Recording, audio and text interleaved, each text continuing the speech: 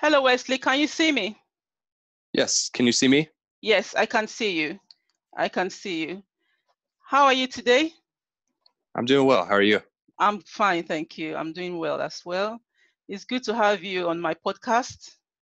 Yeah. Thanks for having me. You're welcome. So, my podcast is called Glorious Glow Empowerment. So, what I do really is a Christian program. We empower women, specifically women, to get over limitations and be who God has called them to be. So that's what my podcast is about. And because I wrote a book on mental health, so I've been focusing lately on helping people know more about what mental health is and why the stigma should be removed from mental health. Mm-hmm. Yeah. So I would like you to tell us about yourself, introduce yourself to the audience.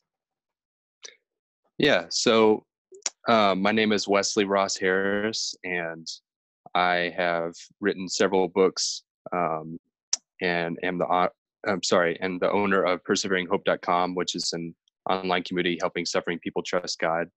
Okay. And so, yeah, my pen name is W.R. Harris, and I've got 3 books on mental health issues, two devotionals, and 1 book on Christian culture in America.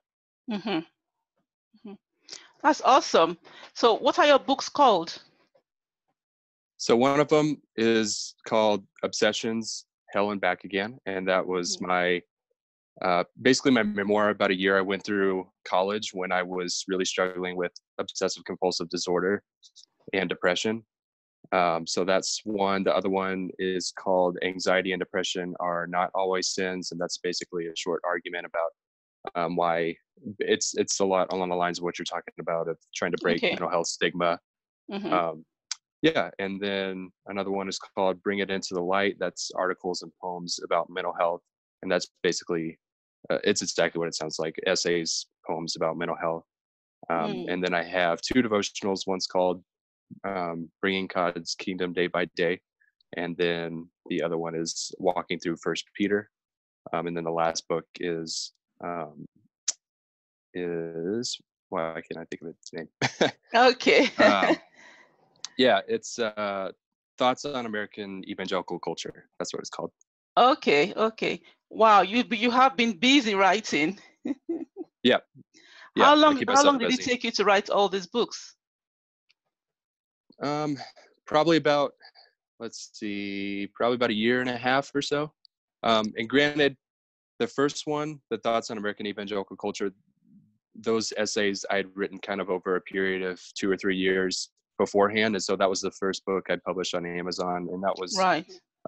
yeah. So basically, it was written already beforehand, and I published that, and then I published that September 2017. After that, I got all those other books in up until this point. That's awesome. That's so good. I've written 3 books so far. Mm-hmm. 2 educational guides, because I'm a secondary school teacher. So I've written guides to help parents, help parents and their children. And then I only have one on mental health. So, and you said you help people, you have a community where you help people suffering to trust God. Yes. Can you tell us a bit more about that, please? Yeah, so it's a website. We publish an article every Monday, and I write for it, as well as I have about 3 or 4 other volunteer writers who write for it as well. And we write a lot of it is about mental health struggles and trusting God through mental health struggles. But we also have 2 other categories that are disease and grief/loss. So we do talk as well about trusting God through things like, having chronic disease, or losing a loved one. So yeah, we have a Facebook page, just under Persevering Hope, and the website is perseveringhope.com. Okay. And we also have we're starting up an online store, so hopefully we'll get that up, and make it a little more prominent in our website soon. But yeah. Wow, that's very good. And I'm glad you've told us the Facebook page so people can reach out if they need to. Yep. Yeah. And in your email, you said you live in Denver? Yes, I live in Denver, Colorado. Yep. Yeah. With a family? Yeah, my wife and newborn son. He's 8 weeks tomorrow. So he Wow. is Congratulations. yeah. Thank you. He's very newborn. He's a lot of fun. And then we have 2 dogs as well. So, yeah. That's good. Is he sleeping at the moment, or is he keeping you awake? Honestly, he sleeps pretty well. We had, there's been a few nights where he hasn't slept super well, and that's kept us up at night. But for the most part, I mean, I can't complain. I've heard horror stories, and he's been pretty good, so I can't complain. That's good. That's part of the blessing. Yep. Yeah. I've got three, and my first one is going to be 18 soon. And then my second one is 16. And my daughter, I have 2 boys and a girl. My daughter is 11. So I've been there. Don't worry, they grow so fast.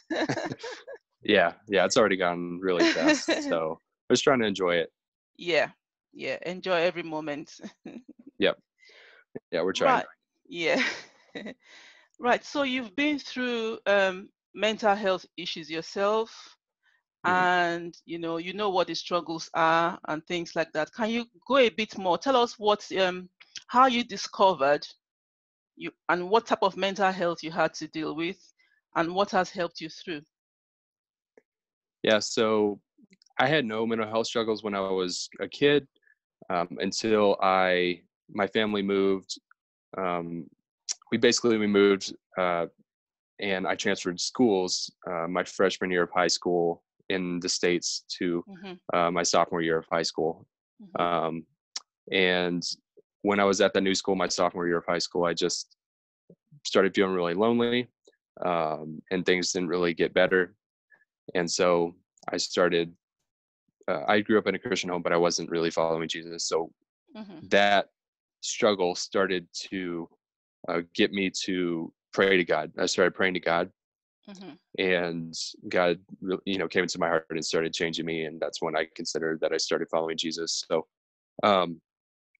it became obvious later in that school year after, I started following Jesus and all the loneliness was happening. It became obvious that I was struggling with depression because I couldn't concentrate in school. I just was crying a lot and sometimes for no reason. Felt really, really exhausted just all the time. And I had other symptoms too. So pretty much classic depression symptoms. And, from then on, I've had struggles with depression. So that occurred then when I was about 15 years old. And then I didn't even realize it, but I was also struggling with obsessive compulsive disorder. Right. I didn't find that out really until I was about 20 or 21. So it took 5 or 6 years, and it took some other people talking into my life and realizing for me basically what was going on. And so once they, pointed out to me that I was really obsessive, at that time I had started going to therapy anyway for depression. So I realized, okay, I need to go specifically to therapy for obsessive compulsive disorder. Right. So the therapy was very helpful. I did it through my church, so it was Christian therapy, and it was a lot of work. It was a lot of prayer. It was a lot of talking to other people in my Christian community and having them pray for me. It was a lot of learning to manage myself better. I was working too hard and I was too stressed out, and it's just, that just makes mental health issues a lot worse. So a lot of, just learning a lot of life tools as well as the spiritual aspect. Right. That must have been a difficult thing to go through at age 15, you said. Yes. When you started. It was. Yeah, it was. Wow. Yeah. So what symptoms did you start to notice to make you think, maybe there's something not right here? For the depression or for the OCD? Yeah, for the depression first, then OCD. Yeah. Yeah. So for the depression, it was um, exhaustion, just feeling really exhausted all the time, Mm-hmm. basically no matter what. Um, not being able to concentrate, Mm-hmm. and also cheerfulness. So just Right. crying, crying a lot, crying sometimes for no reason, Mm. and then feeling lonely and just blue. Uh, Okay. you know, yeah. Wow. Were you living with your family at this time? Parents, siblings? Yes, one older brother and both of my parents. Mm. Yeah, they started figuring out what was happening Mm-hmm. after. It didn't take them too long, but Mm. um, they I think they tried to help. It was also very hard because as a 15-year-old, I didn't, especially as a 15-year-old who didn't really know anybody who had these struggles and who never struggled with these things before. I didn't really have Yeah. the language. I didn't really have the language, the vocabulary to talk about it. Mm-hmm. I didn't really know. I didn't fully understand what was going on. Mm-hmm. So it was a hard time. Mm. My parents wanted to help me out, and they tried, but at the same time, I was also, I didn't know how to talk about it. I didn't know how to Yeah. talk about it with them. Mm-hmm. So it was a lot going on all at once. Mm. Wow. I asked that question because over here, I'm sure it's the same in America. Over here is exam season at the Mm, moment, and we have lots of 15-year-olds, 16-year-olds all preparing for exams, and they are under so much pressure. yeah. Yeah. So, did you notice these symptoms around your exam time, or was it before? Do you think the stress or the extra pressure of having to prepare for exams, or can you elaborate on that, please? Um, it was, I don't know if it was exams necessarily. Mm-hmm. Um, those those made it worse. When exams did come around, it was Right. worse, Mm. for sure. But I had started dealing with the symptoms even before the exams, so it wasn't necessarily the exams that brought it on. But Okay. yes, when the exams did come around, it was worse. Right. And that, same thing. Even when I got into college and I was dealing with the OCD, like that, when the exams in college came around, that was a very stressful time too. Mm. Okay. So what advice would you give to any teenager, 15-year-old, going through the same symptoms at the moment? And also advice to parents, because we tend to put so much pressure on children. So what Mhm. advice would you give to parents and children, please? Yep. So I guess I'll start out with children. And Yeah. you, if you're struggling with these symptoms, um, for one, know that you're not alone. I think it's very easy for teenagers, especially, to think that they're alone in Yes. their struggles, and they think they're the only one that feels that way. They think they're the only one that feels lonely, and Mm-hmm. that's not true. I mean, if you look at statistics, people of all ages have Yeah. struggles with loneliness, Mm-hmm. and so it's hard to feel like other people, um, are going through the same thing, but realize that probably more people than you think are going through the same thing. Yeah. And so I would encourage teenagers to open up about it as much as you can with friends and family, trusted people, Mm-hmm. and realize that healing is possible. It's very hard, especially when you just start dealing with it out of the blue. Yes. It's very hard to feel like healing is possible, but Mm-hmm. it is, and Mm-hmm. it does take some work. But if you're willing to just commit and work hard at it, and just continue to fight, basically, you can absolutely you can get a lot better, and there's Right. a lot of good help available. So Mm-hmm. uh, Mm-hmm. have hope. There's hope in this. For parents, Mm-hmm. just just I think a lot of observation Yes. is good, Mm-hmm. because especially teenagers, they may not say anything. Children as well, they may not say anything. Some of it maybe because they're scared, they don't know how to talk about it. So don't necessarily, I would encourage you not necessarily to think, I'm only going to do something, or I'm only going to be concerned if they actually say something to me. You just have to be very observant and observe their behaviors and observe, if they're starting to exhibit some, kind of uncommon behaviors. Yes. Yeah. For them. So a lot of observation and then listening as well. It's hard. It's hard to deal with this. And one of the big things I hear talking to I've talked to parents who have had kids and have kids currently who struggle with mental health problems. And it's really hard because you want to just fix it. Yes. You want to make it all better right away. It doesn't really work like that, unfortunately. It's a process. It takes time.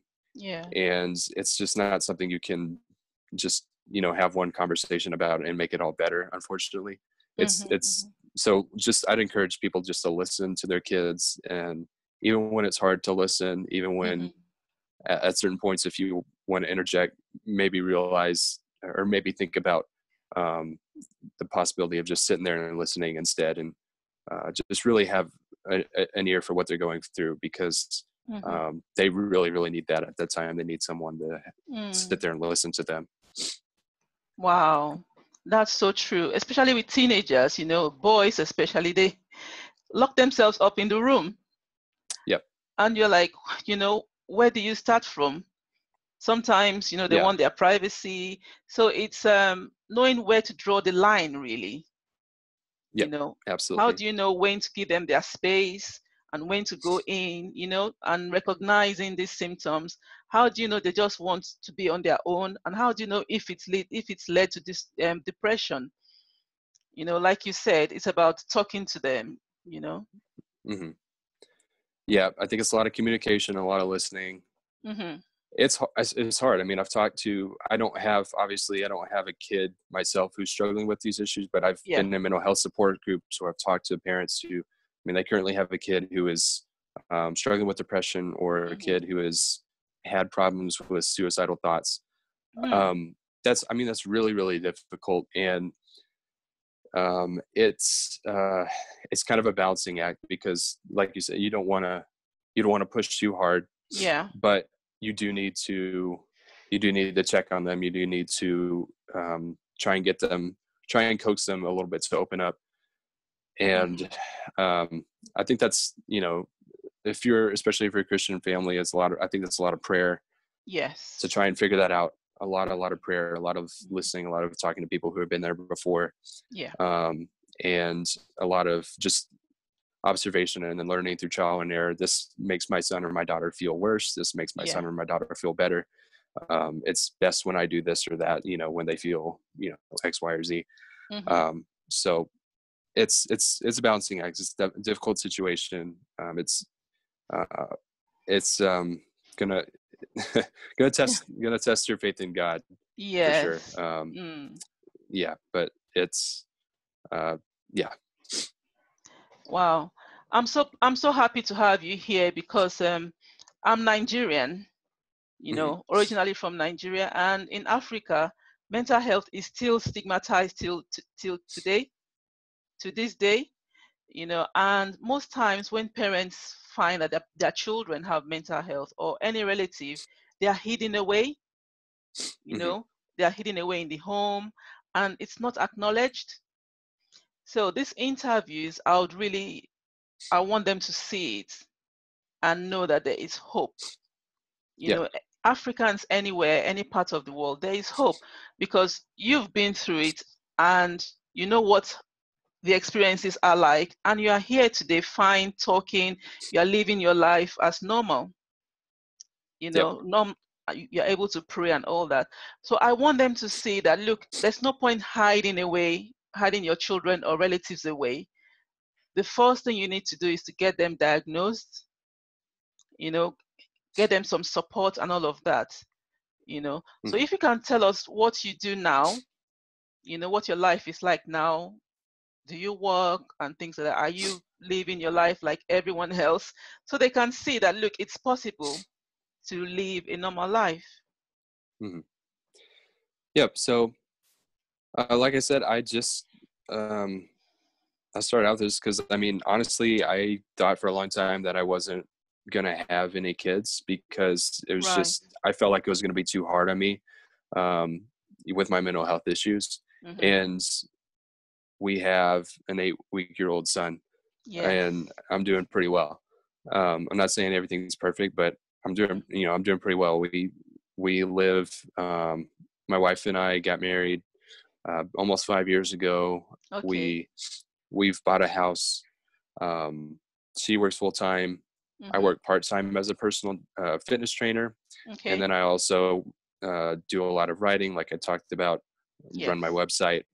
So we're involved in church. We do a lot of outdoors activities.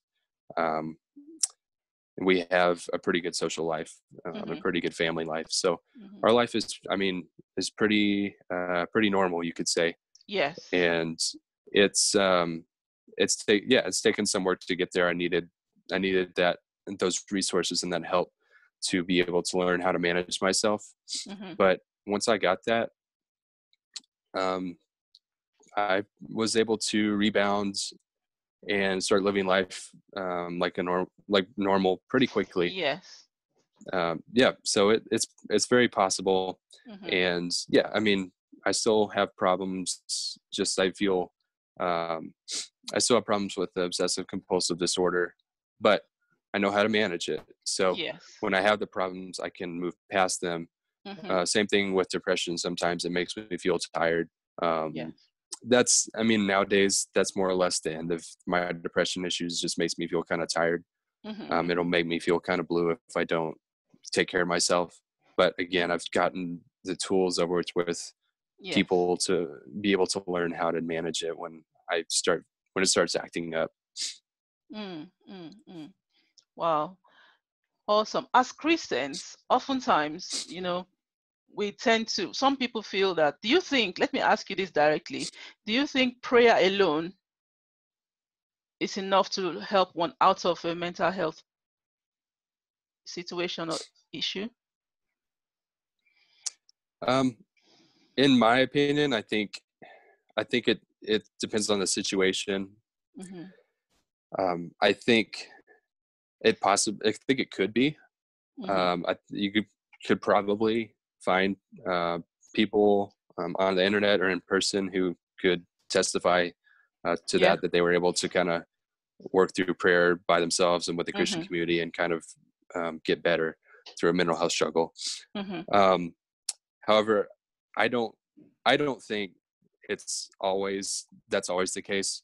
Mm-hmm. Um, and it's just it's I think you should always be praying, but there are some times when you just need some extra resources and some extra help to be able to get a little better. Yes. That's my take. Yes. I totally agree with you, because the Bible says faith without works is dead. While we have the faith to pray, I mean, we have the medical professionals there as well Mm. to help. Yep. I believe they go hand in hand, Yep. because I've seen situations where people just say, oh, I'm only going to pray. And then they fast and pray and nothing happens. The person gets worse. And I've seen situations where people also say they're only going to take medication and they don't pray. And, so I believe both prayer and medication should go hand in hand. Yep. I So what would absolutely you, agree. yeah, Mm-hmm. yeah. What would you say to someone who doesn't believe they need medication to help them out?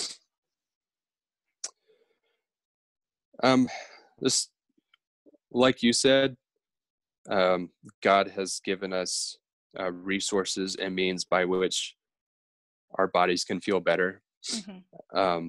Mental illness, mental health issues, they have they have a biological, like neurochemical factor to them. There's Mm-hmm. something, actually physically going on inside of you that makes you feel worse. Yep.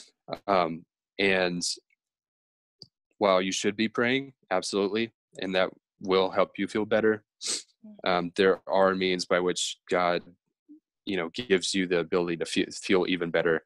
And that medication is not, in my opinion, is not evil. No. It's given by God to help us as long as we use it, like anything, literally like anything in the world, as long as we use it in a proper manner, then it's a good thing to use. Absolutely. I'm glad you said that, because I've seen people, they just say, no, I'm not going to take medication. They feel, especially as Christians, some feel, why do I have to go through this as a Christian? They feel like maybe they've let themselves down. Maybe they're not good enough or something. They haven't been good enough Christians, or they don't have enough faith or something. So they wonder why they should have to take medication, Mm-hmm. So I'm saying that they are unique. They've been made uniquely by God. The fact that they are going through this doesn't mean that they haven't been made in God's image. Mm-hmm. They are going through it. It needs to be acknowledged and treated. Otherwise, it will get worse. Yep. That's what I always tell anyone I come across with, especially when I speak with anyone from the African community. As a teacher, we come across some parents who refuse to, acknowledge their children's diagnosis, and so it just goes round and round in circles. They don't want to acknowledge it, and the child gets worse. So we try to talk to them to say, look, this doesn't define you or your child, and it's not stopping them from going on to achieve. They can still achieve, they can still become who God has created them to be. So why do you think there's stigma attached to mental health to get such reaction from people? Yeah, so one of the reasons I think is because people see it as a weakness, or they see it as laziness. Right. And that is probably because they haven't struggled with it themselves. And maybe, if it is a kid, maybe before they had their kid, they didn't know anybody else who had those problems. And so Yes. they're faced with it for the first time. And it can appear as weakness or laziness. That doesn't mean it is. No. So it's just because people see it that way. And then also within the Christian community, I think there's some, in my opinion, there's some misreading of scripture to think it's a sin. Jesus does talk about not being anxious. Paul talks about not being anxious as well. Yes. At the same time, we have to look at the whole of scripture, in my opinion, and look at Jesus the night before his crucifixion. And he was obviously, maybe you don't use the word anxious, but he was in anguish, or something like anxious, because he was praying to God. He was praying to God, if you can take this cup from me, please take it. He was sweating blood. If that's not anxiety, I'm not sure what is. So, we have to look. We have to look at the whole of scripture and realize there is some kind of worrying that God doesn't want us to do. And it seems to me that's kind of a material possessions worrying, constantly worrying about where our food's going to come from, or, how we're going to, if we do that, then it's very hard to concentrate on God's kingdom. And so, yes, it becomes a barrier to serving God. But at the same time, there is a sort of anxiety or depression that comes on, maybe without you're even trying for it. You're not trying for it to happen. It just happens. It's a neurochemical thing. You can't control it. Exactly. That's not a sin. That's just like, a disease or a lot of other things in this world. It's a result of the fall, where, things aren't perfect. But we can trust God through it. We can work through it, and He sees us working hard. And I truly believe He sees us working hard to trust in Him through those struggles, and I truly believe He rewards us for it, even if that reward is just in heaven, Yes. later on. So, yeah, and also the reward can be today. It can be, yeah. It can be today, because people just have to take each day as it comes, isn't it?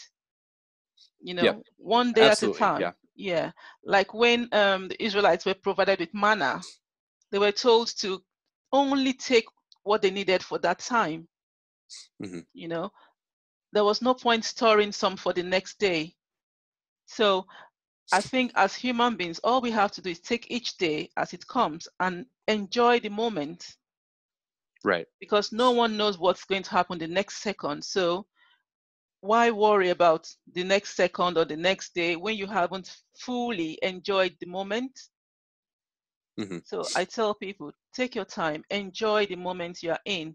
Never be in a rush, okay? You are rushing, you're going, and you don't achieve anything, and then you are completely stressed out. Yeah, that's not helpful. Yeah, it's not helpful. So I tell people, enjoy the moment, enjoy your family, take time, enjoy your wife, enjoy your children. Just enjoy the moment, and when you get to the next minute or the next day, it will take care of itself. Yeah. Yeah. I had a therapist for obsessive compulsive disorder. He used to tell me, you can only praise God in the present. That was his way of saying basically what you just said. Yeah. And that was very helpful for me. It was extremely helpful. And that was years and years ago.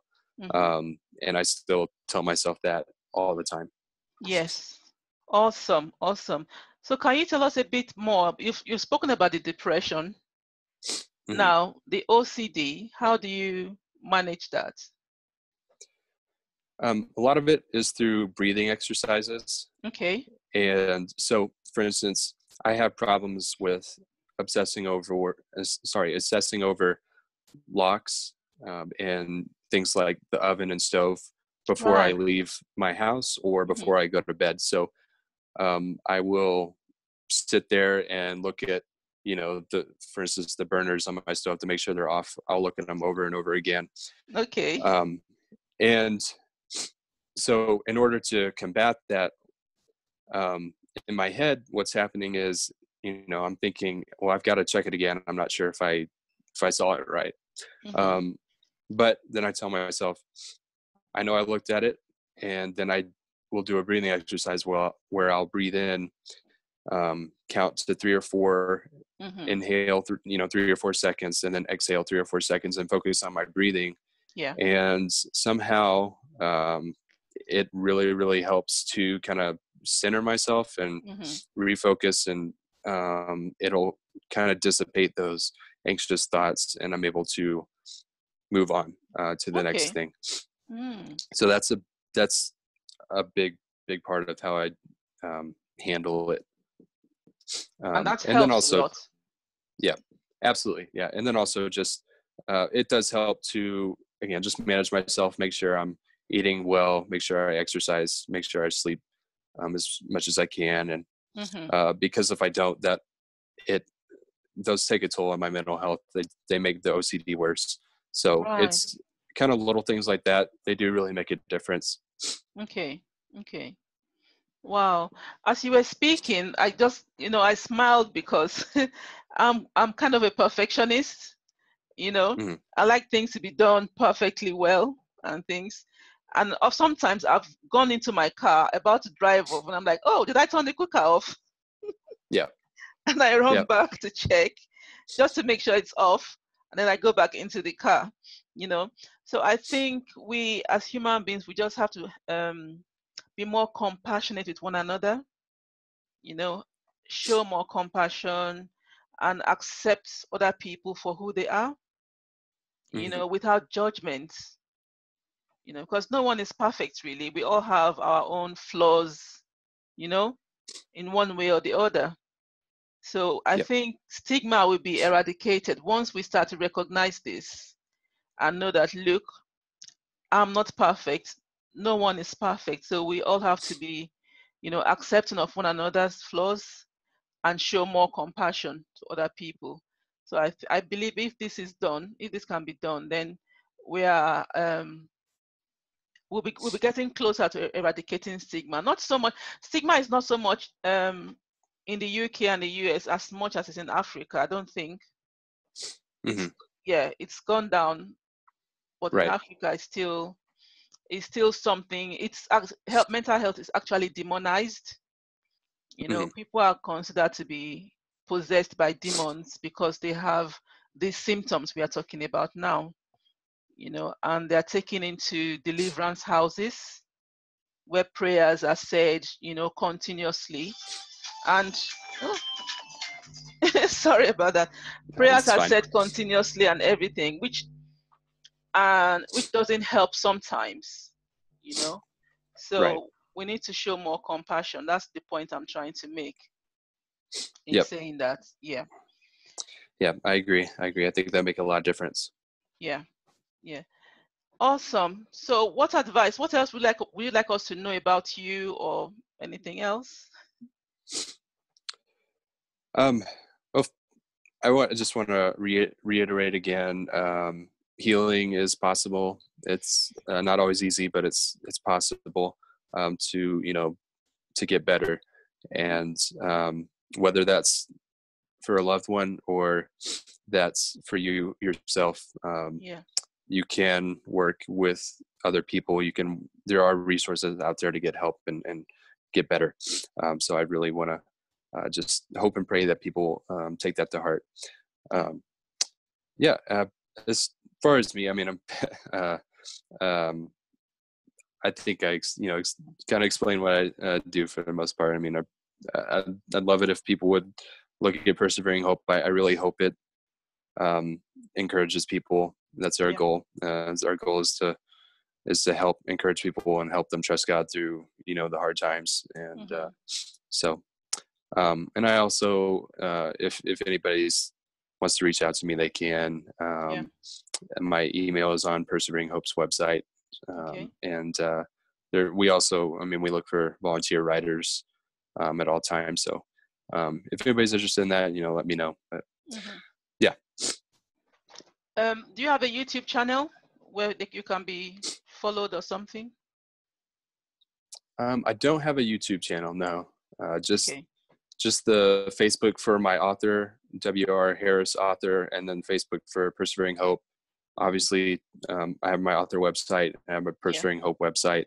I think those are kind of the two avenues I have right now. Okay. And your podcast, what's your podcast called? I have a podcast and it's called Church Think, all one word. And that doesn't look as much at mental health issues. That looks a little more at kind of American Christianity and American Christian culture. And but it's worth a look. Yeah.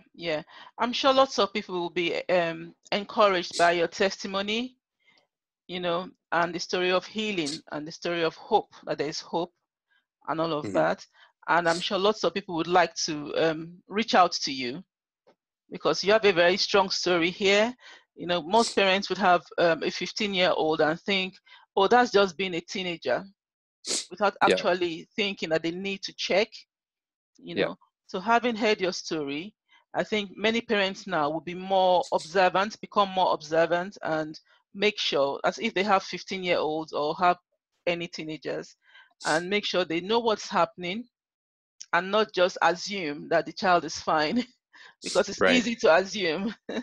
Right. Yeah, that's the hard part. The teenagers go through a lot of different things. It's easy to assume that, and that may not necessarily be the case. So it's definitely, it's very much worth another look into what exactly is going on. Yeah. Awesome.